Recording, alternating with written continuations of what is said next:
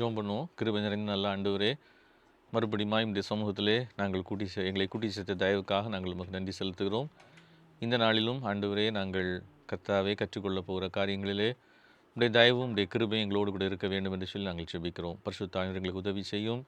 நாங்கள் கற்றுக்கொள்ள வேண்டிய காரியங்களை தெளிவாய் புரிந்து கொள்ள தேவையான கிருபைகளை எங்களுக்கு தந்தரலும். கலந்து கொள்ளும்படியாக ஆயத்தப்பட்டு கொண்டிருக்கிற எல்லாரும் எல்லா தடைகளையும் நீங்கி ஏற்ற விடையிலே வந்து ஜாயின் பண்ணுவோம். கர்த்தாவே, நீர் விரும்புகிறபடி நாங்கள் உம்முடைய கர்த்தாவே வேத வாக்கியங்களை புரிந்து கொண்டு அதனாலே கர்த்தாவே நாங்கள் இந்த பூமியிலே உம்முடைய சித்தத்தை நிறைவேற்றுகிறவர்களாக இருக்கவும் கிருபை செய்தரலும். விசேஷமாய் நாங்கள் இதை கற்றுக்கொள்கிறவர்களாக மட்டுமல்ல, அநேகருக்கு கர்த்தாவே, இன்றைக்கு உள்ள கிறிஸ்தவர்களுக்கு ஆண்டவரே, இன்றைய தலைமுறையினருக்கு உடைய வேத வசனத்தின் சரியான புரிந்து கொள்ளுதலை நாங்கள் கடத்தி விடுகிறவர்களாக இருக்க, மற்றவர்களுக்கு பகிர்ந்து கொடுக்கிறவர்களாக இருக்க கர்த்தர் எங்களுக்கு தேவையான எல்லா கிருபைகளையும் தந்தரலும்படியாக நாங்கள் செபிக்கிறோம். எங்களோடு கூட எங்களை வழிநடத்தும் உடைய ஆவியானவருடைய முழுமையான ஆளுகைக்குள்ளாக நாங்கள் ஒப்புக் கொடுக்கிறோம். இயேசுவின் நாமத்தில் ஜெபிக்கிறோம் பிதாவே, ஆமேன். ஆண்டவராய் இயேசு கிறிஸ்துவின் நாமத்தினாலே உங்கள் அனைவரும் அன்போடு கூட இந்த ஆன்லைன் பைபிள் ஸ்டடிக்கு வாழ்த்தி வரவேற்கிறேன். தொடர்ந்து ஆண்டுடைய கிருபையினாலே நம்ம இந்த ரீதிங்க் பைபிள் ஸ்டடியை வேதத்தை மாற்று கண்ணோட்டத்திலே மாற்றி யோசித்து திரும்ப அப்படியா? Okay okay. ஒரு இந்த ரோடு சரியில்லையோடு. அப்படியா? ஆமாம், பிளஸட். அப்போ மற்றவங்களாம் ஓகே தானா? Okay okay okay.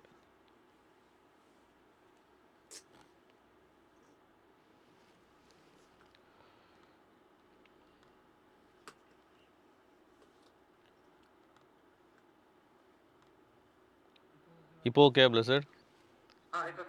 Okay okay okay. So ஆண்டவருடைய கிருபையினாலே கடந்த நாட்களிலே நம்ம வேதத்தை நாம் மீண்டும் யோசித்து அல்லது திரும்ப யோசித்து அதை நம்ம வந்து கற்றுக்கொண்டு வருகிறோம். ஆண்டவருடைய கிருபையினாலே நம்முடைய கண்ணோட்டத்திலே ஆண்டவர் கொஞ்சம் மாற்றத்தை ஏற்படுத்தி வருகிறார்.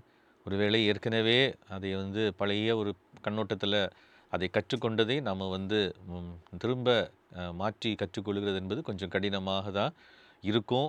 ஆனாலும் ஆண்டவருடைய வார்த்தை என்றைக்குமே நம்மை ஆசீர்வதிக்கிறது, அது மாற்றுகிறது, நம்மிலே மாற்றத்தை ஏற்படுத்துகிறது.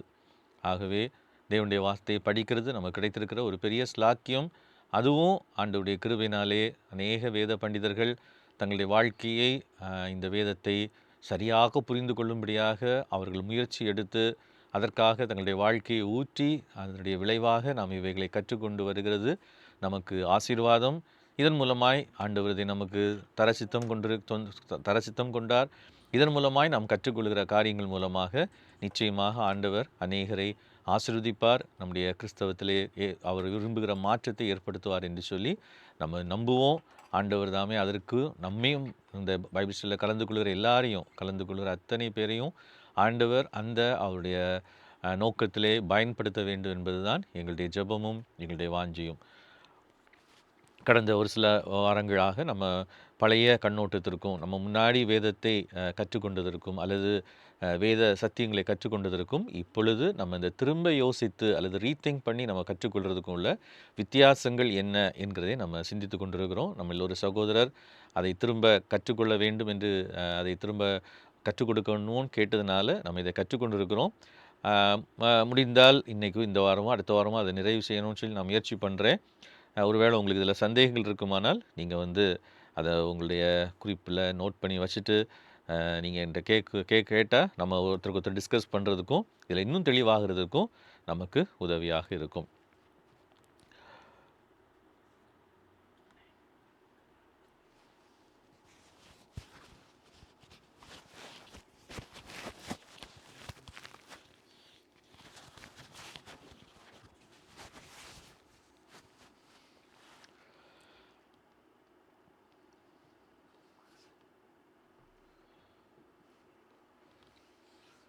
ஓகே. ஸோ நம்ம இந்த நாட்களில் கற்றுக்கொண்டிருக்கிற தலைப்பு வந்து நாம் இன்றைக்கு நாம் சிந்திக்கிற இப்பொழுது இந்த நாட்களில் நம்ம சிந்தித்து கொண்டிருக்கிறதுக்கும் பொதுவாக இன்றைக்கு இருக்கிற கிறிஸ்தவ வட்டாரத்தில் இருக்கிற இறையியலுக்கும் உள்ள வித்தியாசம் என்ன? முக்கியமாக என்டி ரைட் என்கிற வேத பண்டிதர் தன்னுடைய வாழ்நாளிலே பெரும்பகுதியை இதற்காக செலவிட்டு புதிய ஏற்பாட்டினுடைய அர்த்தம் அப்போஸ்தலர்களும் புதிய ஏற்பாட்டு கிறிஸ்தவர்களும் பழைய ஏற்பாட்டையும் புதிய ஏற்பாட்டு சுவிசேஷத்தையும் நற்செய்தியும் எவ்விதமாக புரிந்து கொண்டார்கள் என்பதை கற்றுக்கொள்ளும்படியாக அவர் செலவிட்டதனுடைய அடிப்படையில் அதை செலவிட்டதனுடைய விளைவாக இன்றைக்கி வந்து நான் என்ன நினைக்கிறேன் அப்படின்னா, வேதத்தை பற்றின ஒரு நல்ல ஒரு கண்ணோட்டம். இது வந்து புதுசுன்னு சொல்ல முடியாது, ஆனால் பழசு தான். ஆனால் ஏற்கனவே மறந்துவிட்ட இல்லாவிட்டால் மறக்கடிக்கப்பட்டு விட்ட பல காரியங்கள் இந்த சபை சரித்திரத்திலே இவைகள் நடந்து விட்டது, மறக்கடிக்கப்பட்டு விட்டது.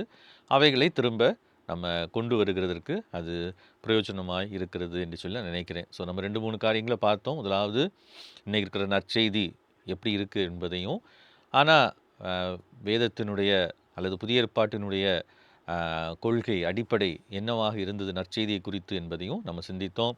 2வதாக பரலோகத்தை குறித்து இன்றைக்கு என்ன இருக்கிறது, கிறிஸ்தவம் பொதுவாக பரலோகத்தை ஒரு பிளாட்டோனிக் வியூவில் திங்க் பண்ணுது அப்படின்றதையும், ஆனால் பைபிள் சொல்கிறது பரலோகமும் பூமியும் இணைக்கப்படுகிற அந்த தேவ திட்டத்தை தான் வேதம் சொல்லுகிறது என்பதையும் பார்த்தோம். போன வாரத்தில் நம்ம நீதிமான் ஆக்கப்படுதுகள் அப்படின்றதனுடைய அர்த்தம் என்ன, அதை ஏன் நாம் தவறாக புரிந்து கொண்டோம் என்பதை பார்த்தோம். இன்றைக்கி பாவ மற்றும் ரட்சிப்பை குறித்த காரியங்களை நம்ம கொஞ்சம் சிந்திக்க போகிறோம்.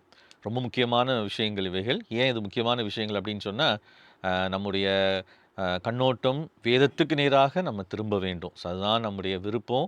அதற்காக தான் நம்ம முயற்சி எடுத்துகிட்டு இருக்கிறோம். நம்ம எப்போவுமே வேத மக்களாக இருக்கும்படியாக ஆண்டவர் நம்மை அழைத்திருக்கிறார். ஸோ ஸ்கிரிப்சர் என்ன சொல்லுது அப்படின்றத பற்றி நம்ம பார்க்கணும். ஒருவேளை பிரபலமான பிரசங்கிமார், பிரபலமான ஊழியர்கள் எல்லாரும் சொல்கிறது சரியாக இருக்கணும் அப்படின்ற அவசியம் கிடையாது. ஸோ நம்ம வேதத்துக்கு நேராக திரும்புறதற்கு நாம் அழைக்கப்படுகிறோம். இதை வந்து அதற்காக நம்ம அவங்கள குறை சொல்கிறோம் அப்படின்றதுடைய அர்த்தம் கிடையாது. தவறாக புரிந்து கொண்டதே தேவன் எப்படி ஆண்டவர் ஏற்ற வேளையிலே சபையிலே அவ்வப்பொழுது ரிஃபார்மேஷனை உண்டு பண்ணாரோ, சீர்திருத்தத்தை ஏற்படுத்தினாரோ, தம்முடைய ஜனங்கள் அவருடைய சித்தத்தை நிறைவேற்றும்படியாக வேதத்தை குறித்த சரியான புரிந்து கொள்ளுதலை அவ்வப்போது கொடுத்தாரோ, அதே போல் நான் என்ன விசுவாசிக்கிறேன் அப்படின்னா, இந்த காலத்திலே தேவன் இப்படிப்பட்ட தேவ மனிதர்களை கொண்டு நமக்கு அவரை மட்டும் நான் சொல்கிறல, பொதுவாக அதே மாதிரி அதே கருத்துடைய அநேக வேத பண்டிதர்கள் அந்த வேதத்தை இந்த கண்ணோட்டம்னு நான் சொல்லும்பொழுது திரும்பவும் சொல்கிறேன், அந்த ஒரிஜினல் கான்டெக்ஸ்டில் அது மூல அந்த கருத்து இருப்பிடத்தை கொண்டு அவங்க வந்து அதை சிந்தித்து சொல்லுகிறது நமக்கு அது பிரயோஜனமாக இருக்கிறது. இப்போ வந்து பாவம் அப்படின்றது பொதுவாக நமக்கு இந்த கிறிஸ்டியன் சர்க்கிள்ஸில், கிறிஸ்தவ வட்டாரத்தில் நமக்கு இந்த நாட்களிலே பொதுவாக இருக்கக்கூடிய ஒரு கருத்து, பொதுவாகனா இன்றைக்கி நம்ம எல்லாருமே அதை தான் நம்பிட்டுருக்குறோம். பாவம் அப்படின்னாலே கடவுளுடைய கட்டளையை மீறுவது. அதான் வந்து கடவுளுடைய கட்டளையை மீறினா அதனால் அது அவனுக்கு பாவம், அதன் மூலமாக பாவம் உலகத்துக்குள்ளே வந்துச்சு, இப்படி நம்ம வந்து பொதுவாக நினச்சிட்ருக்கிறோம். இது தவறல்ல. பாவம் என்பது கடவுளுடைய கட்டளையை மீறுகிறது பாவம்தான், இல்லைன்னு சொல்லி நியாயப்பிரமாணத்தை மீறுகிறதே பாவம் அப்படின்னு சொல்லி பைபிள் எல்லாம் நம்ம வாசிக்கிறோம். அப்புறம் அதுக்கு தீர்வு வந்து இயேசு கிறிஸ்து அந்த பாவத்திற்கான தண்டனையை என்ன பண்ணிட்டாரு, தன் மீது ஏற்றுக்கொண்டார். அதை வந்து தியாலஜிக்கல் டேர்ம்ஸில் எப்படி சொல்லுவாங்க அப்படின்னா, பீனல் சப்ஸ்டிடியூஷன். பீனல்னா பனிஷ்மெண்ட். அந்த பனிஷ்மெண்ட்டை அவர் வந்து என்ன செஞ்சார், நமக்கு பதிலாக அவர் ஏற்றுக்கொண்டார். ஸோ இதுதான் என்னது, நமக்கு பாவத்தை குறித்தும் ரட்சிப்பை குறித்தும் நமக்கு இருக்கிற பொதுவான கருத்து, நம்முடைய எண்ணம். இதை நம்ம ஏற்கனவே அந்த சுவிசேஷத்தில் இதை தான் நம்ம கொண்டு வர்றோம். ஏன்னா நமக்கு சுவிசேஷன்றது இதே தான் நம்ம சுற்றி சுற்றி கொண்டு வருகிறோம். இந்த பாவத்தை குறித்தும் ரட்சிப்பை குறித்தும் நம்முடைய கண்ணோட்டம் வந்து இதுக்குள்ளே தான் நிற்குது. ஸோ நம்ம எப்போவுமே என்ன செய்வோம் அப்படின்னு சொன்னால், மனுஷன் வந்து பாவி, அவன் பாவம் செய்கிறான், ஸோ நம்ம பாவம் செய்கிறோம், அப்போ பாவம் செய்கிறதுனால தான் நம்ம வந்து நமக்கு ரட்சிப்பு தேவை, அந்த ரட்சிப்பை இயேசு கிறிஸ்து நமக்கு கொடுக்குறாரு. எப்படி கொடுக்குறாரு அப்படின்னு சொன்னால், நமக்கு வர வேண்டிய தண்டனையை அவர் ஏற்றுக்கொண்டதுனாலே நமக்கு ரட்சிப்பை கொடுக்குறார். இதை வந்து நம்ம இல்லைன்னு சொல்லலை. இயேசு நம்முடைய பாவங்களுக்காக மரித்தது உண்மைதான். நம்ம வந்து பாவிகள் அப்படின்றதுல எந்த சந்தேகமும் கிடையாது. நம்ம பாவம் செய்கிறோம் என்பதிலயும் எந்த சந்தேகமும் கிடையாது. ஆனா, பாவம் என்பது நியாயப்பிரமாணத்தை மீறுகிறது அல்லது கடவுளுடைய கட்டளையை மீறுகிறது என்பது ஒரு ஒரு ஒரு அதில ஒரு என்ன சொல்றது? ஒரு பகுதி. It's one aspect. ஆக்சுவலா பாவம் அப்படின்றது நான் போன வாரமே நான் சொன்னேன். அது வந்து அதனுடைய ப்ராடு மீனிங்க நம்ம புரிஞ்சுக்காததுனால, நம்ம வந்து மேபி அது இன்க்ளூட் பண்ணுது இத. நம்ம கட்டளையை மீறுறோம். நம்ம பாவம் அப்படின்றது பாவம் செய்றதுனால கட்டளையை மீறுறோம். பட் அதுதான் பாவம் அப்படின்றது கிடையாது. அதனால தான் இந்த அந்த லைன்ல நீங்க போட்டீங்கன்னா போட்டிருக்கோம். மாரலைஸ்ட் அவர் ஆந்த்ரோபாலஜி. அது என்னன்றத நான் அதுக்கு பிறகு விளக்குறேன். இப்போ ஆனா வேத கண்ணோட்டம் பாவத்தை குறித்து என்ன அப்படின்றத நம்ம முதலாவது பார்க்கலாம். பாவத்தை குறித்தும், ரட்சிப்பை குறித்தும் என்ன அப்படின்றத நம்ம பார்ப்போம். ஸோ பைபிள்ல பாவத்தை குறித்து நிறைய விளக்கங்கள், நிறைய விளக்கங்கள் சொல்றத விட நிறைய இடங்கள்ல பாவம் அப்படின்ற பதம் பயன்படுத்தப்பட்டிருக்கிறது. பழைய ஏற்பாட்டிலயும் சரி, புதிய ஏற்பாட்டிலயும் சரி. நான் ஏற்கனவே போன வாரம் சொன்னது மாதிரி, புதிய ஏற்பாட்டில் பாவம் அப்படின்ற அந்த டேர்ம் வந்து ஹமார்ஷியா அப்படின்ற க்ரீக் வேர்ட்ல இருந்து வருது. அந்த ஹமார்ஷியா அப்படின்ற க்ரீக் வேர்டுக்கு அர்த்தம் என்ன அப்படின்னு சொன்னால், மிஸ்ஸிங் த மார்க். இதை நம்ம ஏற்கனவே பலமுறை சொல்லியிருக்கிறோம். இதனுடைய அர்த்தம் வெறுமனே அப்போஸ்தலர்களை பொறுத்த வரைக்கும், பவுலை பொறுத்த வரைக்கும், பாவம் அப்படின்றது வந்து வெறுமனே நம்ம செய்கிற கட்டளையை மீறுகிறது கிடையாது. ஏன் அப்படின்னா, நம்ம பொதுவாக நம்ம என்ன நினைக்கிறோம், ஆண்டவர் வந்து கட்டளையை கொடுத்து ஆதாம ஏதேன் தோட்டத்தில் டெஸ்ட் பண்ணார். டெஸ்ட் பண்ணும் பொழுது அவன் என்ன பண்ணிட்டான், இதுதான் நம்முடைய தியாலஜி, இதுதான் நம்முடைய இறையியல் கொள்கை.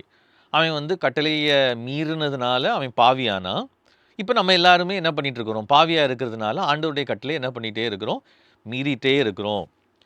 ஸோ நம்முடைய ரட்சிப்பு என்பது என்னவாக இருக்கணும்னு நம்ம நினைக்கிறோம் அல்லது சொல்கிறோம் அப்படின்னா, இந்த பாவம் நம்ம செய்யாமல் இருக்கிறது தான், அல்லது ஆண்டவருடைய கட்டளையை நம்ம மீறாமல் இருக்கிறது தான் பரிசுத்தம்.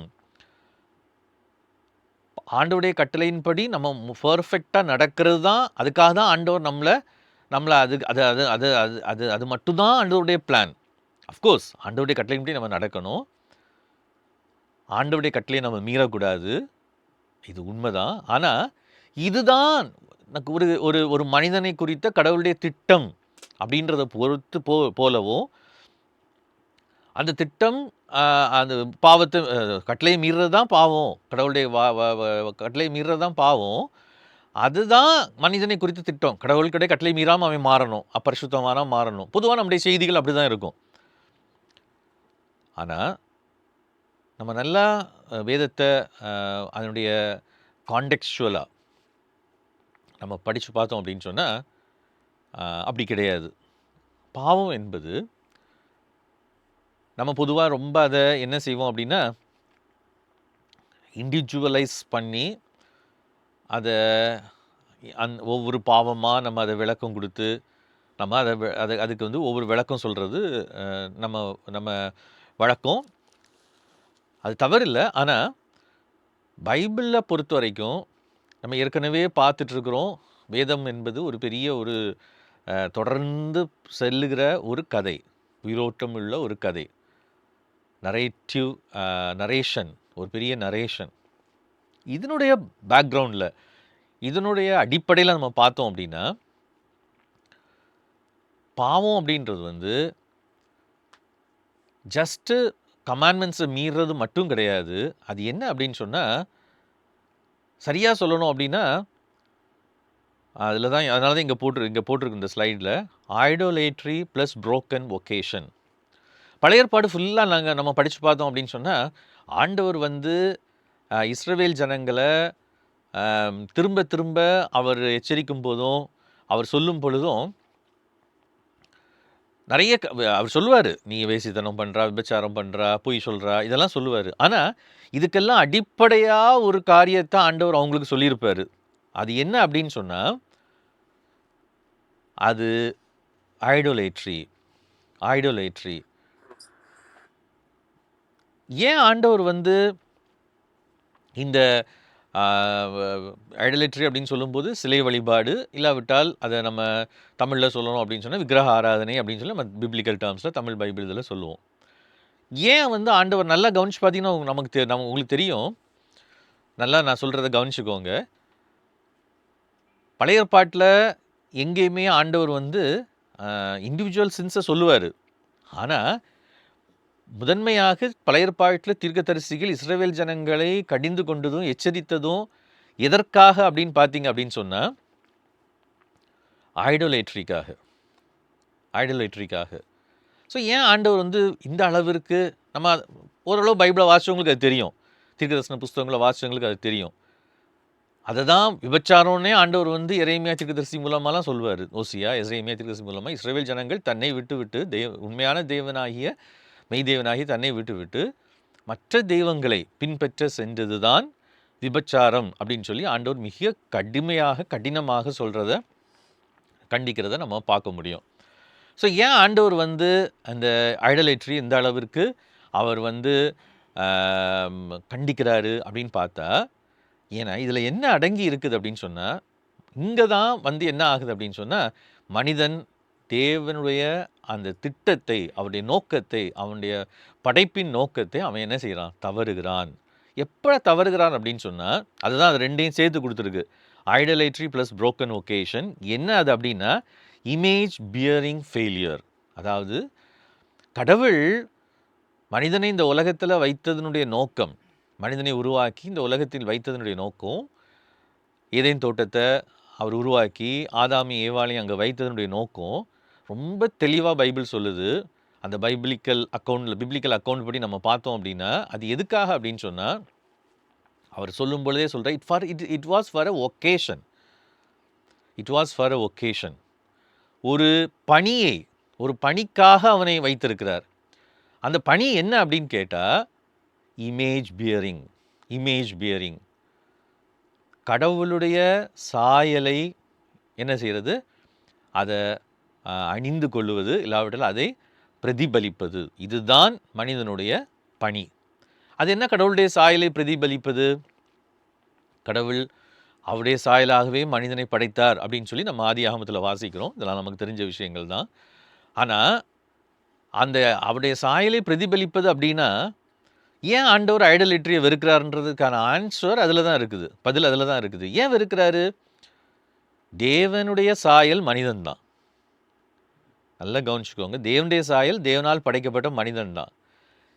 இதில் கடவுளாக தொழுது கொண்டு அவன் வந்து கடவுளுடைய சாயலை பிரதிபலிப்பது தான் அவனுடைய வேலை, அவனுடைய பணி. இதை விட்டுட்டு அவன் வந்து மற்ற தெய்வங்களை இல்லாவிட்டால் கடவுள் அல்லாதவைகளை தொழுது கொள்ளும் பொழுது என்ன நடக்குது அப்படின்னா, பிரச்சனை எங்கே போகுது அப்படின்னா, fails to reflect God's image. தேவனுடைய அந்த சாயலை, அந்த அவருடைய இமேஜை அவன் என்ன பண்ணுறான்? வெளிப்படுத்த தவறி விடுகிறான். அதை எப்படி சொல்கிறது? அந்த இமேஜ் என்னது?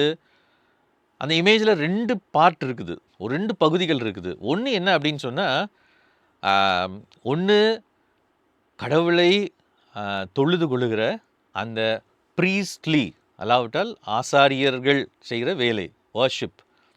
இந்த உலகத்தில் எல்லா படைப்பும் கடவுளுடைய படைப்பாக அவர் ரொம்ப நேசிக்கிறாரு. கடவுளுடைய படைப்பு ரொம்ப விலையேற பெற்றது. அதுதான் நம்ம நல்லா நம்முடைய பைபிள் ஸ்டடீஸில் நம்ம வலியுறுத்திட்டு இருக்கிறோம். இந்த படைப்பு எல்லாமே அவருடைய விருப்பத்தின்படியும் அவருடைய திட்டத்தின்படியும் அதனால தான் சங்கீதங்கள் எல்லாம் பார்த்தோன்னு சொன்னால், சந்திரனே சூரியனே அவரை துதியுங்கள் அப்படின்லாம் சங்கீதக்காரன் பாடுறதை நம்ம பார்க்க முடியும். ஸோ எவ்ரி க்ரீச்சர் என்ன பண்ணுது அப்படின்னா கடவுளை துதிக்குது. ஆனால் அந்த துதியை அவைகளால் என்ன பண்ண முடியாது? ஆர்டிகுலேட் பண்ண முடியாது. சொல் வடிவத்தில் கொண்டு வந்து என்ன பண்ண முடியாது? கடவுளுக்கு செலுத்த முடியாது. ஸோ கடவுள் என்ன பண்ணுறார் அப்படின்னா, God made humans to அந்த கடவுளை, அந்த வர்ஷிப்பை, அந்த ப்ரைஸை, எல்லா சிருஷ்டியும் அவரை துதிக்கிற அந்த துதியை நம்மூலமாய் அவருக்கு செலுத்த வேண்டும் என்று விரும்புகிறார். முதலாவது தான் காட்ஸ் இமேஜ். இன்னொன்று என்ன அப்படின்னு சொன்னால், அவருடைய ஆளுகையை இந்த உலகத்தில் நிலைநிறுத்துறது. அதான் அவர் மனிதனுக்கு கொடுத்த தொழிலே என்னது, பணியே என்னது, ஆண்டு கொள்ளுங்கள், பராமரியுங்கள், பாதுகாருங்கள். ஸோ இதுதான் அவர் ஏதேன் தோட்டத்தில் ஆதாமையும் ஏவாளையும் உண்டு பண்ணி, மனிதனை உண்டு பண்ணி அவனுக்கு சொன்ன கட்டளை இதுதான். ஸோ இதில் அவன் ஃபெயில் ஆனான். He failed in that responsibility. அவருடைய கட்டளை மீறுகிறது இதெல்லாம் அதுக்குள்ளே அடங்குது. பட் பேசிக்கலி அண்டு கோரில் என்ன இருக்குன்னு பார்த்தீங்கன்னா இதுதான். ஸோ ரட்சிப்பின் திட்டம் என்பது பாவம் பரிசுத்தம் அப்படின்றத விட, ரட்சிப்பின் திட்டம் என்பது அவன் தவறிவிட்ட இந்த அவனுடைய பணி, அவனுடைய ஒகேஷன், அவனுடைய இமேஜ் பியரிங், அதில் அவன் ஃபெயிலியர் ஆனால் இதில் இருந்து அவனை திரும்ப கொண்டு வருகிறது தான் என்னது, கடவுளுடைய மீட்பின் திட்டம். அதான் அடுத்தது போட்டிருக்கு, salvation, restoration of humanity's role in God's creation.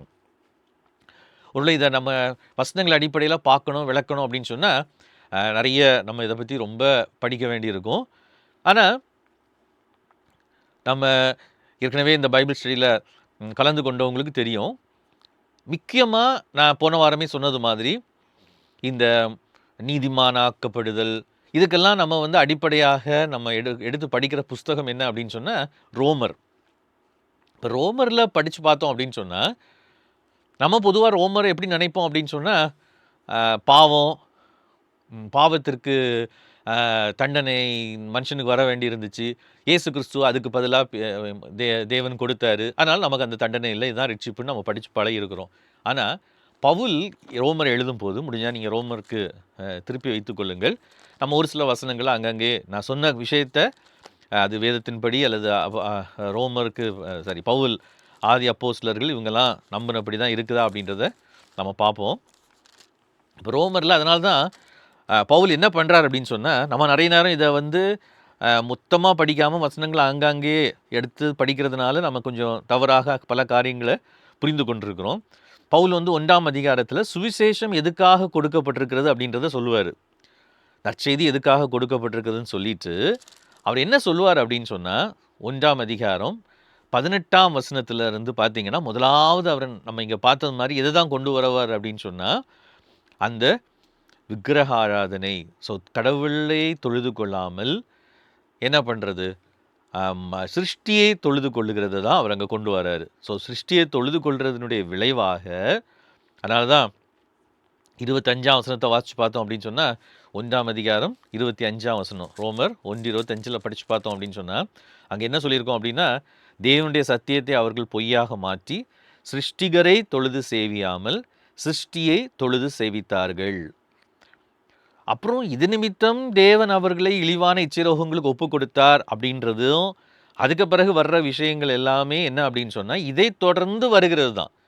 So சின் அப்படின்றது அவங்க வந்து கடவுளுடைய கட்டளையை மீறினாங்க அப்படின்றத விட, அஃப்கோர்ஸ் அதனால் கடவுளுடைய கட்டளை மீறுறாங்க தான், ஆனால் அதை விட அவங்க தங்களை படைத்த கடவுளுடைய சாயலை வெளிப்படுத்த தவறினது தான் அப்படின்றது தான் பவுல் இங்கே வந்து காண்பிக்கிறார்.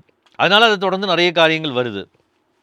அதே மாதிரி அதுக்கு பிறகு நம்ம பார்த்தோம் அப்படின்னு சொன்னால், இப்போ கடவுள் அதை எப்படி திரும்ப கொண்டு வருகிறார். அதனால தான் நம்ம அந்த ரோமர், நம்ம இப்போது பொதுவாக ரோமர் 3ஆம் அதிகாரம், நான் போன வாரம் கூட இந்த வசனத்தை சொன்னேன், ரோமர் 3ஆம் அதிகாரம் 23ஆம் வசனத்தில் பார்த்தோம் அப்படின்னு சொன்னால், அங்கே என்ன சொல்லப்பட்டிருக்கோம் அப்படின்னு சொன்னால், எல்லாரும் பாவம் செய்து தேவ மகிமை அற்றவர்கள் ஆகி. ஸோ தேவ மகிமை அப்படின்றது வந்து என்ன அப்படின்னு சொன்னால், அதுதான் அந்த தேவனுடைய சாயலை வெளிப்படுத்துகிற, அதை இழந்து போகுதல். ஸோ பாவம் அப்படின்றது நம்ம நினைக்கிற மாதிரி இண்டிவிஜுவல் சின்னை விட அந்த ஹமர்ஷியா, இண்டிவிஜுவலி நம்ம சின் பண்ணுறோம், பட் கடவுளுடைய அந்த இமேஜ் பியரிங் ஒகேஷனில் நம்ம தவறுறதுனால அது என்ன செய்யுது, பாவமாக அல்லது பாவ கிரியைகளாக, பாவ செயல்களாக நம்மளிருந்து என்ன செய்யுது, வெளிப்படுது அப்படின்றது தான் நம்ம இங்கே பார்க்க முடியும். ஸோ இந்த கண்ணோட்டத்தில் நீங்கள் ரோமரை படித்து பார்த்தீங்க அப்படின்னு சொன்னால், அதனால தான் கடைசியில் ரோமர் முடியும் பொழுது, அதாவது ரோமரை வந்து best way to study Romans என்ன அப்படின்னு சொல்லுவாங்க அப்படின்னு சொன்னால், பொதுவாக நம்ம 1ஆம் அதிகாரத்துலேருந்து படிப்போம், ஆனால் பேக்லேருந்து படிக்கும்போது சரியாக புரிஞ்சுக்க முடியும் அப்படின்னு சொல்லுவாங்க. ஏன் அதை அப்படி சொல்லுவாங்க அப்படின்னு சொன்னால், பவுல் ரோமரை எழுதினதனுடைய நோக்கம் என்ன அப்படின்னு சொன்னால், பாவத்தை பற்றி நமக்கு ஒரு ஸ்டடி கொடுக்கணும், நம்ம பொதுவாக நினைக்கிறது என்ன, சின் பற்றி சால்வேஷன் பற்றி நம்ம தெரிஞ்சுக்கணுன்றதுக்காக பவுல் ரோமரை எழுதினார் அப்படின்னு சொல்லி இல்லை நினைக்கிறோம். ஆனால் அப்படி கிடையாது. ரோமரை பவுல் எழுதினதனுடைய நோக்கம் என்ன அப்படின்னு சொன்னால், நம்ம வந்து படித்து பார்த்தோம் அப்படின்னு சொன்னால், ரோமர் 15ஆம் அதிகாரம் 15ஆம் அதிகாரம் அவருடைய நோக்கம் என்ன அப்படின்னு சொன்னால், அல்டிமேட் பர்பஸ் ரோமன்ஸை எழுதினதனுடைய நோக்கம் என்ன அப்படின்னு சொன்னால், ரோமர் 15ஆம் அதிகாரம் 11, 12 அதுக்கு பிறகு உள்ள பகுதிகளெலாம் நீங்கள் வாசித்து பார்த்தீங்க அப்படின்னு சொன்னால், என்ன நோக்கம் அப்படின்றத அங்கே பவுல் சொல்கிறார். என்ன சொல்கிறார் அப்படின்னா, புறஜாதிகளே 11ஆம் வசனத்தில் 10ஆம் வசனத்தில், மேலும் புறஜாதிகளே அவருடைய ஜனங்களோடைய களி கூறுங்கள் என்கிறார். மேலும் புறஜாதிகளே எல்லாரும் கர்த்தரை துதியுங்கள், ஜனங்களே எல்லாரும் அவரை புகழுங்கள் என்றும் சொல்லுகிறார். மேலும் ஈசாயும் வேறும் புறஜாதியாரை ஆளும்படிக்கு எழும்புகிறவருமாகி ஒருவர் தோன்றுவார். அவரிடத்தில் புறஜாதியார் நம்பிக்கை வைப்பார்கள் என்று ஏசாயா சொல்லுகிறான். பரிசுத்தாவின் பலத்தினாலே உங்களுக்கு நம்பிக்கை பெருகும்படிக்கு நம்பிக்கையின் தேவன் விசுவாசத்தினால் உண்டாகும் எல்லாவித சந்தோஷத்தினாலும் சமாதானத்தினாலும் உங்களை நிரப்புவாராக. ஸோ வந்து அவருடைய இந்த பர்பஸ் என்ன அப்படின்னா, ரோமன்ஸோட எழுதினதனுடைய பர்பஸ் என்ன அப்படின்னு சொன்னால், த சர்ச் வந்து எப்படி கடவுளுடைய திட்டம் வந்து எப்படி நிறைவேறுகிறது என்பதை புரிந்து கொள்ள வேண்டும் என்பதற்காக தான் அவர் ரோமரை எழுதுறாரு. ஸோ வந்து what is the plan of God, கடவுளுடைய திட்டம் என்னது? பாவம் இல்லாத ஒரு கூட்டத்தை உருவாக்கி அவங்கள பரலோகத்துக்கு கொண்டு போய் சேர்க்கணும் அப்படின்றது நம்ம பொதுவாக நினைக்கிறது. ஆனால் கடவுளுடைய திட்டம் என்ன அப்படின்னு சொன்னால், இந்த உலகத்தில் அவருடைய சாயலை பிரதிபலிக்கிற, வெளிப்படுத்துகிற, இந்த பூமியை ஆளுகிற. அதனால தான் அதுக்கு முன்னாடி நம்ம ரோமர் படிக்கும்போதே நம்ம அதெல்லாம் படித்தோம். ஸோ அதனால் அதை நீங்கள் வரல அப்படின்னா நீங்கள் அதை கேட்டிங்கன்னா உங்களுக்கு ஹெல்ப்ஃபுல்லாக இருக்கும், அதை நல்லா புரிஞ்சுக்கிறதுக்கு. அதனால தான் பவுல் என்ன சொல்லுவார் அப்படின்னு சொன்னால், ஆண்டவருடைய பிளான் என்ன அப்படின்னு சொன்னால், ரோமர் 8ஆம் அதிகாரத்தை வாசித்து பார்த்தோம் அப்படின்னு சொன்னால், அங்கே வந்து அவர் ரோமர் 8ஆம் அதிகாரத்துலேயும் சரி, ரோமர் 6ஆம் அதிகாரத்துலேயும் சரி அங்கே வந்து அவர் வந்து அந்த திட்டம் என்ன அப்படின்றத அங்கே வந்து சொல்கிறத நம்ம பார்க்க முடியும். ஃபார் எக்ஸாம்பிள் 6ஆம் அதிகாரத்தில் பாருங்கள், ஆண்டவருடைய நோக்கம் என்ன அப்படின்னு சொன்னால், ஓகே சாரி 5ஆம் அதிகாரம் 17ஆம் வசனம், 5ஆம் அதிகாரம் 17ஆம் வசனம், அங்கே வந்து அல்லாமலும் ஒருவனுடைய மீறுதலினாலே அந்த ஒருவன் மூலமாய் மரணம் ஆண்டு கொண்டிருக்க கிருபையின் பரிபூர்ணத்தையும் நீதியாகிய ஈவின் பரிபூர்ணத்தையும் பெறுகிறவர்கள் இயேசு கிறிஸ்து என்னும் ஒருவராலே ஜீவனை அடைந்து ஆளுவார்கள் என்பது அதிக நிச்சயமாமே. ஸோ இது எங்கே கொண்டு வருது அப்படின்னு சொன்னால், அந்த ஃபைனல் ஒகேஷன். ஸோ இந்த உலகத்தை என்ன பண்ணுறது? ஆளுகை செய்கிறது. இந்த உலகத்தை அவருடைய விருப்பத்தின்படி. அங்கே என்ன பிரச்சனை அப்படின்னு சொன்னால், ஏதேன் தோட்டத்தில் அவருடைய விருப்பத்தின்படி இந்த உலகத்தை ஆளுகை செய்கிறதற்கு ஆதாம் என்ன செய்யலை? அவரோட ஒத்துழைக்கவில்லை. ஸோ அவருக்கு கீழ்ப்படிஞ்சு அதை செய்கிறதுக்கு அவன் ஒத்துழைக்கலை. ஸோ ஆக்சுவலாக அவனோட ரோல் என்னது? What is the humanity's role? To take care of God's creation. தேவனுடைய படைப்பை, இந்த பூமியை என்ன செய்யணும்? பாதுகாக்க வேண்டும். அதை என்ன செய்யணும்? பராமரிக்கணும், அதை ஆண்டு கொள்ளணும். அதனால தான் மரணம் ஆண்டு கொண்டிருக்க இயேசு கிறிஸ்து என்னும் ஒருவராலே ஜீவனை அடைந்து ஆளுவார்கள் என்பது அதிக நிச்சயமாமே அப்படின்னு சொல்லி பவுல் வந்து மீறுதலை நம்ம பார்த்த மாதிரி பாவத்தையும் இதையும் கம்பேர் பண்ணும்போது ஒப்பிட்டு சொல்லும் பொழுது என்ன சொல்கிறார் அப்படின்னு சொன்னால், அந்த ஆளுகையை சொல்கிறாரு. ஸோ அதுதான் மனிதனுடைய என்னது ஒகேஷன். ஸோ வந்து நம்ம இதை நல்லா புரிஞ்சுக்கிட்டோம் அப்படின்னு சொன்னால், நம்முடைய வாழ்க்கையில் நம்ம வந்து அது பெரிய மாற்றங்களை ஏற்படுத்தும். இன்றைக்கி வந்து நம்ம இதை ஏன் சொல்கிறோம் அப்படின்னு சொன்னால், ஒருவேளை சின்னு அப்படின்றத பாவம் இல்லாமல் நம்ம பரிசுத்தமாக வாழ முயற்சி செய்கிறதும், பாவம் இல்லாமல் நம்ம வந்து நல்ல ஒரு வாழ்க்கையை வாழ்கிறதும் தவறுன்னு நான் சொல்லலை. அநேக கிறிஸ்தவர்கள் அதற்காக முயன்று கொண்டிருக்கிறாங்க.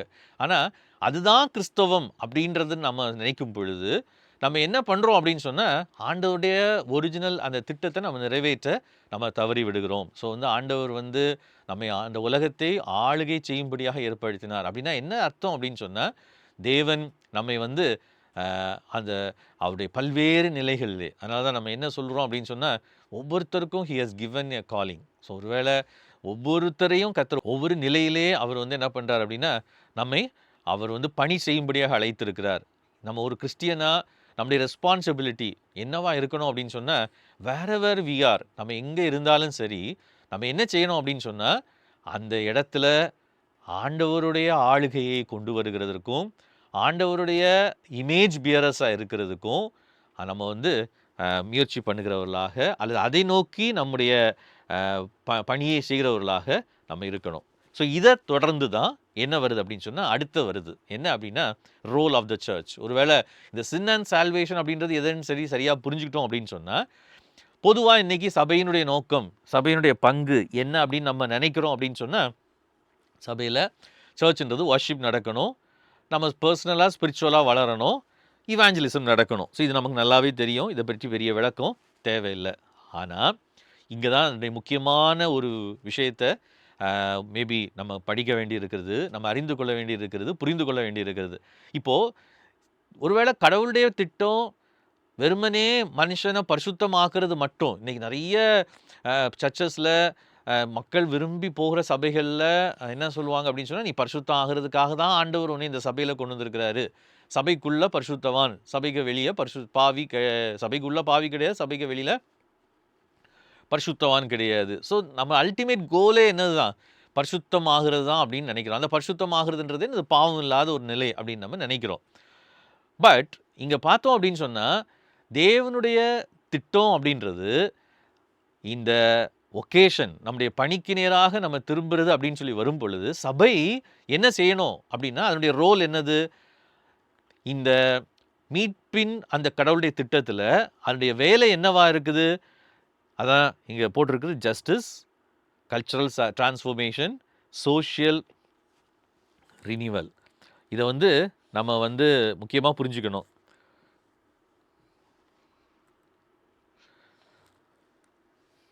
ஸோ வந்து அதான் இங்கே போட்டிருக்குது, what God does through the search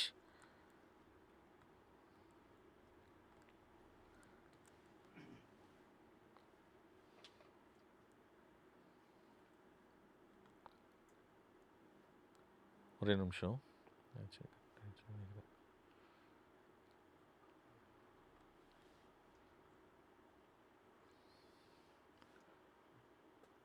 okay,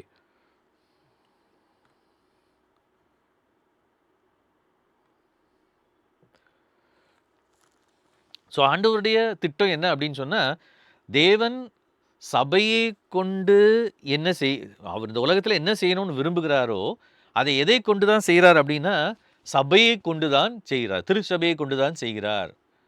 so இது வந்து ரொம்ப முக்கியமான ஒரு விஷயம். அதை வந்து சபை கிறிஸ்டியன்ஸ் சரியாக புரிந்து கொண்டால் நமக்கு அது ரொம்ப நல்லா இருக்கும். ஏன் அப்படின்னா, நம்ம ரட்சிக்கப்பட்டு நம்ம பரிசுத்தம் ஆகி நம்ம பரலோகத்துக்கு போகிறது தான் ஆண்டவருடைய திட்டம் அப்படின்னு சொல்லி நம்ம நினச்சோம் அப்படின்னு சொன்னால், நம்முடைய இந்த உலகத்தில் உள்ள வாழ்க்கையும் சபையினுடைய ரோலும் அது வேறு மாதிரி இருக்கும். இன்றைக்கி பெரும்பாலான 100% சபைகள் அதிகமாக சொல்கிறது இதை தான். ஆனால் என்டி ரைட்டோட அந்த வியூ பார்த்தீங்க அப்படின்னு சொன்னால், கடவுள் சபையை இந்த உலகத்தில் எதுக்காக வச்சிருக்கிறார் அப்படின்னு சொன்னால், கடவுளுடைய ராஜ்யத்தை இந்த உலகத்தில் கொண்டு வர்றது தான் இன்ஸ்ட்ருமெண்ட் ஆஃப் காட்ஸ் கிங்டம். அது மட்டும் இல்லை, அந்த கடவுளுடைய ராஜ்யத்தின் அடையாளமாகவும் இந்த உலகத்தில் சபை இருக்கணும். Sign and instrument of God's kingdom. Instrument அப்படின்னா அது மூலமாக தான் அவர் கொண்டு வர முடியும், அதன் மூலமாக தான் அவர் கொண்டு வர முடியும். அப்படின்னா உலகத்தில் எங்கெங்கெல்லாம் வந்து ஆண்டவர் அவருடைய ஆளுகையை கொண்டு வர விரும்புகிறாரோ அங்கெங்கெல்லாம் அவருடைய சபை திருச்சபை மூலமாக தான் அதை கொண்டு வரணும்னு விரும்புகிறார். அப்படின்னா the church has a major role in this. அப்படின்னா சர்ச் வந்து நம்ம இன்னைக்கு நமக்கு நல்லாவே தெரியும், துரதிர்ஷ்டவசமாக சபையானது இன்னைக்கு ஒதுங்கி இருக்கிறதுக்கு அல்லது ஓரமாக ஒதுங்கி இருக்கிறதுக்கு முக்கியமான காரணம் என்ன அப்படின்னு சொன்னால், இந்த தாட் இல்லாதது தான். ஒருவேளை இன்னைக்கு ஒருத்தட்ட நம்ம வந்து நீங்கள் என்ன பண்ணுறீங்க அப்படின்னு சொல்லி கேட்டால், ஒரு கிறிஸ்டியன்ட்ட, நார்மலான ஒரு கிறிஸ்டியன்ட்ட ஆண்டவருக்கு பயந்து ஆண்டவரை ஏற்றுக்கொண்டு ஒரு ஆண்டவருடைய பிள்ளைங்கள்ட்ட கேட்டால் என்ன சொல்லுவாங்க அப்படின்னா, ஏதோ நான் வேலை பார்க்குறேன், என்ன குடும்பத்துக்கு நான் சம்பாதிச்சு கொடுக்கணும், அதுக்காக நான் வேலை பார்க்குறேன். மற்றபடி என்னோட நோக்கம் வந்து என்னது, எப்படியாவது நான் பரிசுத்தாகி ஆண்டவர்கிட்ட போயிடணும், பரலோகத்துக்கு போகணும் அப்படின்னு தான் நம்ம சொல்லுவோம். ஆனால் ஆண்டவர் நம்ம இந்த உலகத்தில் வைத்திருக்கிறதுடைய நோக்கம், இந்த உலகத்திலே அவர் என்ன செய்ய வேண்டும் என்று விரும்புகிறாரோ அதை நம் மூலமாய் செய்ய வேண்டும் என்பதுதான்.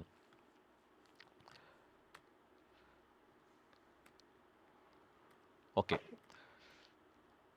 இதனால நான் இந்த கடைசி ஸ்லைடுக்கு வந்துடுறேன். இடையில உள்ள ஸ்லைடை நம்ம அடுத்தது பார்க்கலாம்.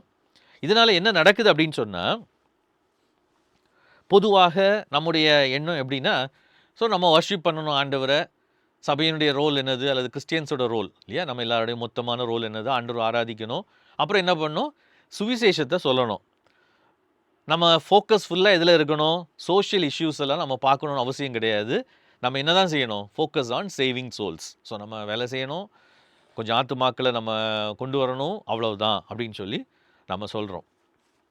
இப்போது நம்ம புரிஞ்சிக்க வேண்டியது என்ன அப்படின்னு சொன்னால், தேவனுடைய ராஜ்யம் இந்த உலகத்தில் கொண்டு வர வேண்டியது சபையினுடைய பணியாக இருக்குமே. ஆனால் இதில் எல்லாமே அடங்கும். நீதியை கொண்டு வருகிறது, வறுமையை ஒழிக்கிறது, தேவனுடைய ராஜ்யம் இந்த உலகத்தில் இருந்தால் எப்படி இருக்கும்ன்றத அதை செயல்படுத்தி காண்பிக்க வேண்டியது இவைகளெல்லாம் யாருடைய கடமை, கிறிஸ்தவர்களுடைய கடமை. எனக்கு அருமையானவர்களே, நான் ஒருவேளை இதை சொல்லும் பொழுது நான் உங்களுக்கு வந்து ஏதோ சோஷியல் தியாலஜியை பேசுகிறது மாதிரி தோணும். அநேகர் அதனால தான் இதை விட்டு சோஷியல் காஸ்பல் அப்படின்னு சொல்லி அவங்க என்ன பண்ணாங்க அப்படின்னு சொன்னால் ஒதுங்கினாங்க. ஒதுங்கினதுடைய விளைவு தான் இதை கற்றுக்கொள்கிறதுக்கு முன்னாடி, மேபி தியாலஜிக்கலி இதை கற்றுக்கொள்கிறதுக்கு முன்னாடி நான் எதை ஃபீல் பண்ணேன் அப்படின்னு சொன்னால், நம்ம பொதுவாக கடந்த நம்ம தமிழ்நாட்டை எடுத்துக்கிட்டோன்னா, மேபி வேர்ல்டு லெவலில் இது நிறைய முன்னாடியே 70-80 வருஷத்துக்கு முன்னாடியே வந்துடுச்சு. பட் நம்ம தமிழ்நாட்டை எடுத்துக்கிட்டோன்னு சொன்னால், எனக்கு தெரிஞ்சு ஒரு 40-50 வருடங்களாக பொதுவாக இந்த சமூக சேவையில் கிறிஸ்தவங்க அதிகமாக ஈடுபடுறத, அஃப்கோர்ஸ் சிலர் வேறு நோக்கத்துக்காக ஈடுபட்டாங்க, அது வேறு விஷயம். ஆனால் சமூக சேவையில் ஈடுபடுறத, அரசியலில் ஈடுபடுறத, அப்புறம் அரசு பணிகளில் உயர்ந்த இடங்களில் வர்றத, இதெல்லாம் வந்து பொதுவாக கிறிஸ்தவர்கள் வந்து கண்டித்து பேசினாங்க. ஏன் பேசினாங்க அப்படின்னு சொன்னால், அரசியல்லாம் ஒரு சாக்கடை, அதிலலாம் கிறிஸ்டியன் போகக்கூடாது. அதே மாதிரி பப்ளிக் இஷ்யூஸ்லலாம் போய் தலையிடக்கூடாது. அங்கெல்லாம் போய் வாயை விட்டுட்டு நம்ம எதுக்கு சொல்லணும், உலகம் வந்து ஆண்டவருடைய பரலோக ராஜ்யத்துக்கு தான் நம்ம போகணும், உலகத்தை வந்து போட்டு நம்ம போய் பேசிகிட்டு இருக்கக்கூடாது அப்படின்னு சொல்லி நானே அப்படிப்பட்ட பிரசங்கங்களையும் செய்திகளையும் கேட்டிருக்கிறேன். இதனால என்ன சொன்னாங்க அப்படின்னா, கொஞ்சம் வருஷங்களாகவே மிஷினரிகள் செய்ததான அந்த சோஷியல் இதை வந்து என்ன சொல்லிட்டாங்க அப்படின்னா, சோஷியல் காஸ்பல். அவங்க வந்தாங்க, அவங்க என்ன பண்ணாங்க அப்படின்னா, சமூகத்தை மாற்றுகிறது மாதிரி காஸ்பலை சொல்லிட்டு போயிட்டாங்க. அவங்க பண்ணது பசி உள்ளவங்களுக்கு சாப்பாடு கொடுத்தது, அதே மாதிரி அதனால வந்து கிறிஸ்தவர்கள் வந்து பலமாக இல்லை, ஸ்பிரிச்சுவலாக இல்லை அப்படின்னு சொல்லி அதனால் அநேக இன்னைக்குள்ள மிஷன் லீடர்ஸ் கூட என்ன பண்ணாங்க அப்படின்னு சொன்னால், அவங்களுடைய மிஷனரிஸ்ட்டாக அல்லது அவங்க மிஷன் ஃபீல்ட்ஸில் இதுக்கான என்ன எம்ஃபசைஸை வலியுறுத்துதலாம் அவங்க கொடுக்கல. அங்கே இருக்கிற சமூக பிரச்சனைகளை தலையிடுகிறதையோ, அங்கே இருக்கிற சமூக நிலைமைகளை மாற்றுகிறதுலையோ அவங்க ஈடுபாடு காண்பிக்கவில்லை. விளைவு என்ன தெரியுமா? நான் நிச்சயமாக சொல்ல முடியும், அதனுடைய விளைவு தான் இன்றைக்கி வந்து நம்ம இந்தியாவில் பார்த்துட்ருக்கிறது. அதனுடைய விளைவு தான். ஒருவேளை நீங்கள் வந்து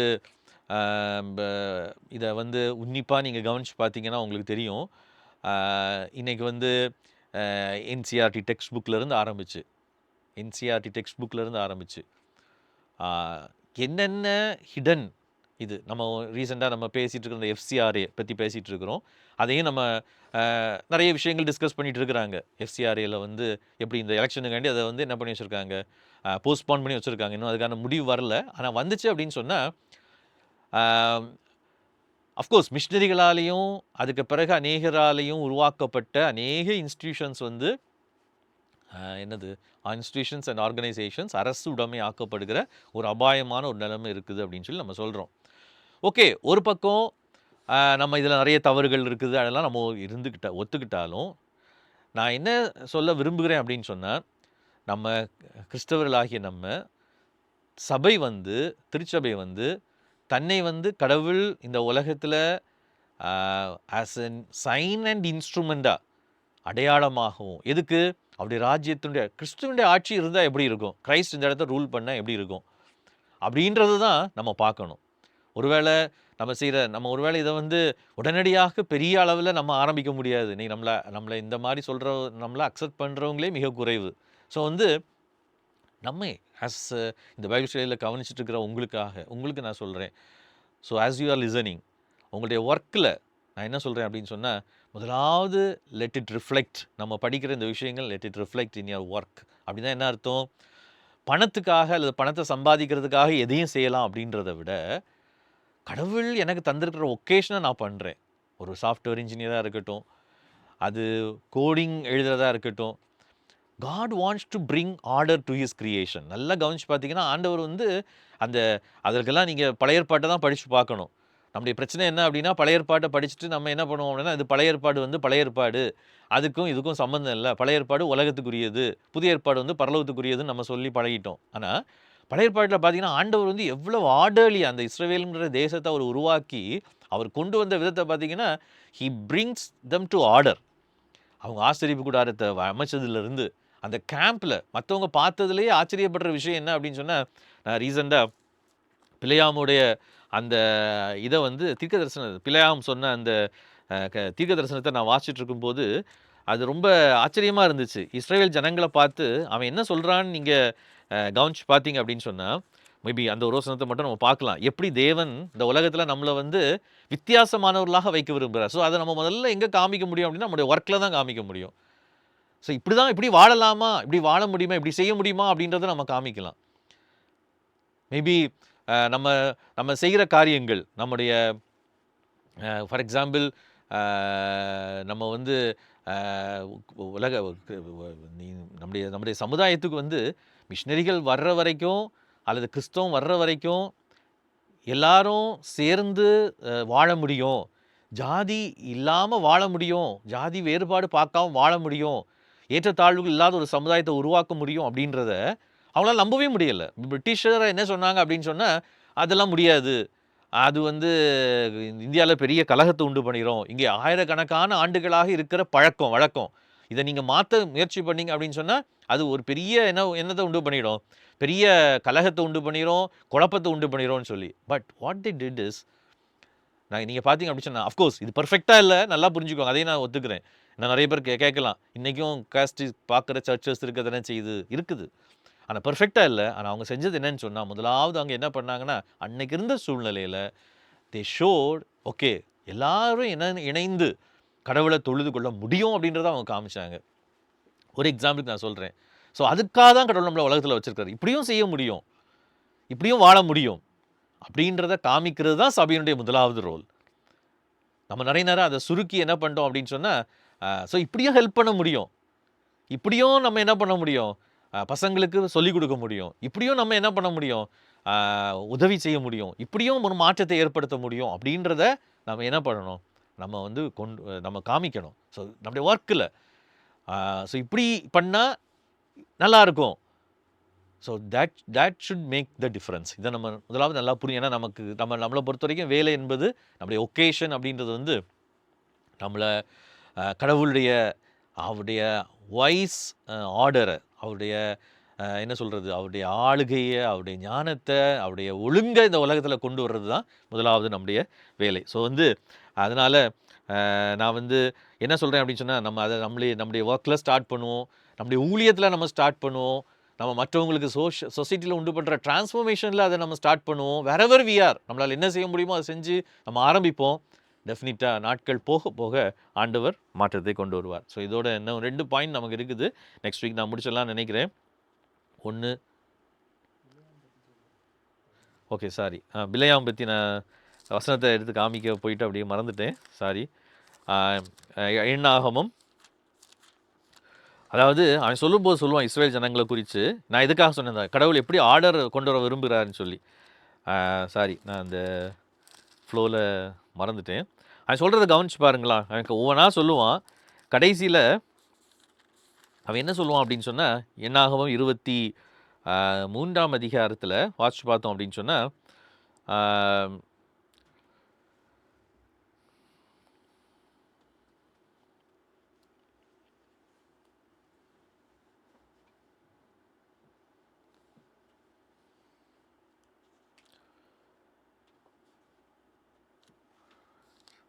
சாரி 24ஆம் அதிகாரத்தில் வருதுன்னு நினைக்கிறேன்.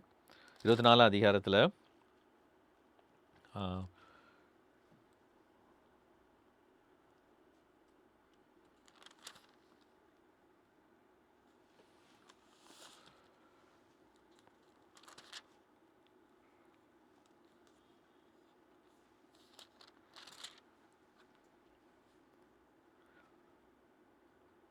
ஓகே. 23, 24 2 அதிகாரங்கள்லையும் இருக்குது. அதில் முக்கியமான ஒரு சில பகுதிகளை மட்டும் நான் எடுத்து காண்பிக்கிறேன். முதலாவது அங்கே பார்த்தோம் அப்படின்னு சொன்னால், நான் உங்களை சபிக்க மாட்டேன் அப்படின்னு சொல்லி சொல்லும் பொழுது, அவன் என்ன சொல்கிறான் அப்படின்னு சொன்னால், 9ஆம் வசனத்தில், கண்மலை உச்சிலிருந்து நான் அவனை கண்டு குஞ்சுகளிலிருந்து அவனை பார்க்கிறேன், அந்த ஜனங்கள் ஜாதிகளோட கலவாமல் தனியே வாசமாக இருப்பார்கள். அதுக்கு பிறகு அப்படியே வாசிச்சுட்டு வரும் பொழுது நான் அந்த வசனத்தை எடுத்து காண்பிக்கிறேன். அவங்க வந்து அவங்களுடைய கூடாரங்கள் நிமிஷம்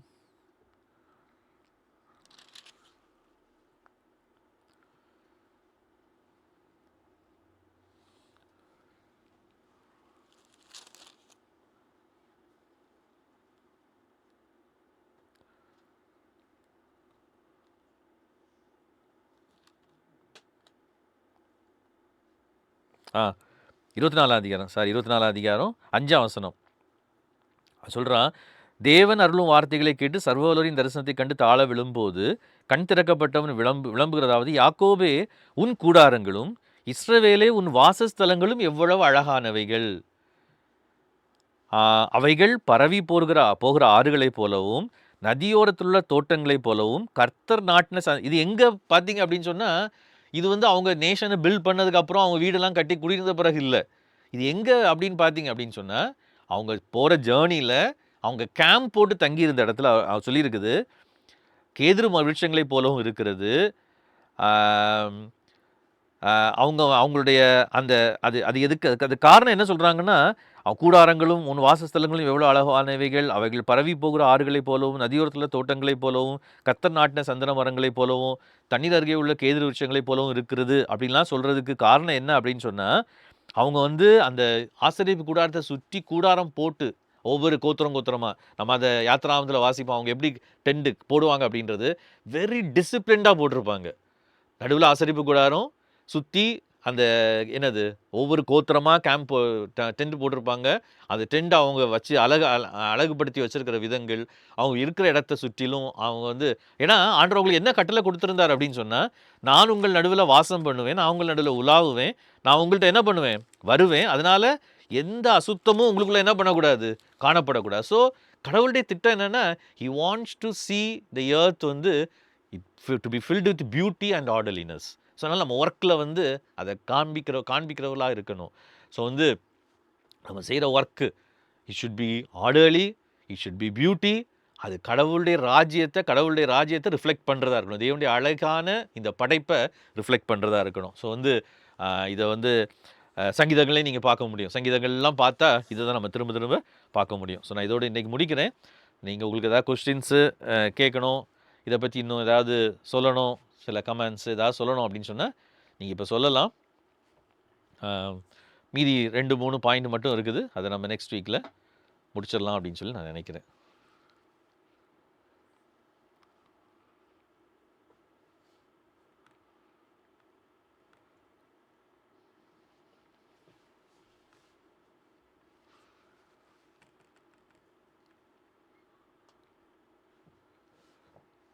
யாராவது ஏதாவது சொல்ல விரும்புகிறீங்களா, கேட்க விரும்புகிறீங்களா?